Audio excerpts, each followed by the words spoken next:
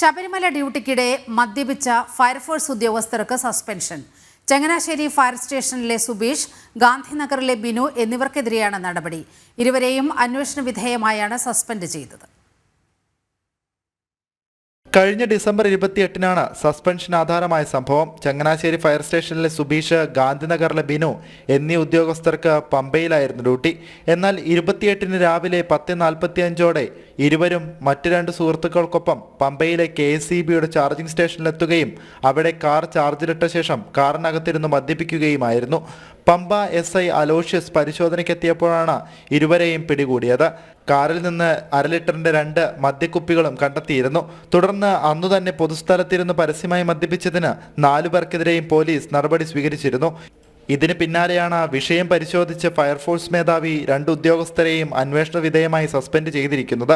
സംഭവം ഫയർഫോഴ്സിന് വലിയ ചീത്തപ്പേരാണ് ഉണ്ടാക്കിയിരിക്കുന്നത്.